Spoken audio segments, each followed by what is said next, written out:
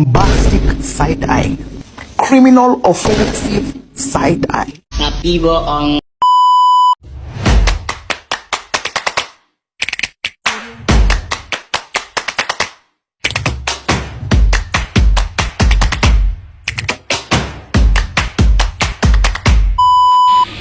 Assalamualaikum warahmatullahi wabarakatuh. Saya Nur Adinda Putri dengan NIM 213410034. Di sini saya akan memberikan analisa saya tentang kebijakan wali kota terkait surat edaran pengosongan Jalan Suroyo dari UMKM. Beritanya angkringan Kota Probolinggo ditertibkan. Meningkatnya jumlah angkringan di Jalan Suroyo, Kota Probolinggo membuat pemerintah setempat ambil langkah. Berdasarkan data yang masuk, terdapat setidaknya 47 pedagang kaki lima termasuk angkringan. Mereka semua akan direlokasi ke beberapa titik lainnya. Selain itu, mulai Minggu tanggal 1 Oktober 2023 kemarin, kawasan jalan ini harus steril. Diketahui selain PKL yang berjualan di pagi hingga sore hari, malamnya juga ada belasan angkringan yang didominasi oleh kalangan anak muda.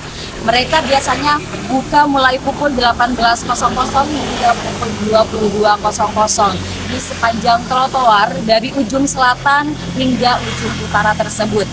Meningkatnya jumlah angkringan yang beroperasi di trotoar mendorong pemerintah Kota Probolinggo untuk bertindak. Bahkan Pemkot telah mengeluarkan surat pemberitahuan melalui Satpol PP sebagai penegak perda.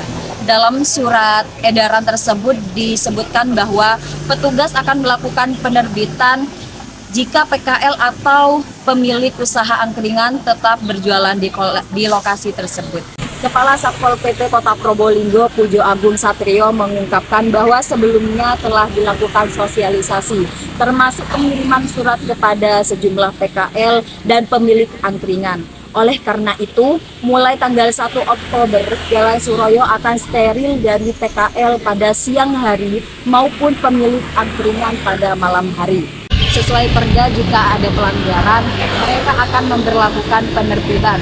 Namun sebelumnya, mereka mengambil langkah humanis terlebih dahulu untuk mencegah konflik.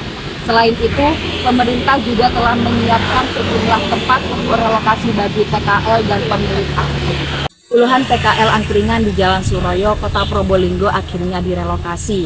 Namun rencana merelokasi mereka di sekitar Stadion Banyuangga batal dilakukan. Pemkot Probolinggo merelokasi 47 PKL itu ke 4 tempat, yakni di Jalan Basuki Rahmat depan TWSL, depan Pasar Mangunharjo, Pujasera Alun-Alun, dan Jalan Niaga, Jalan Cut Nyak-Din. Pre-launching sentra PKL angkringan baru digelar di depan TWSL.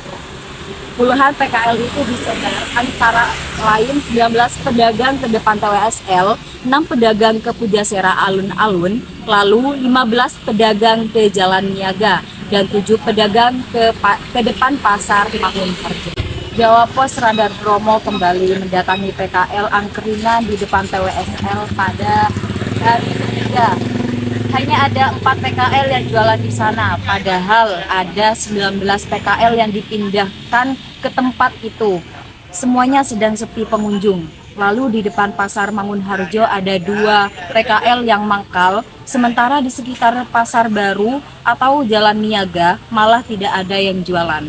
Salah satu PKL di depan TWSL mengaku dia baru buka maghrib dan sampai sekitar 1 jam di sana belum ada pembeli satupun.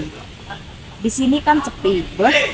Salah satu pedagang yang dipindahkan di depan TWSL beranggapan bahwa di tempat tersebut sepi dan tidak akan ada anak muda yang mau berkunjung ke sana.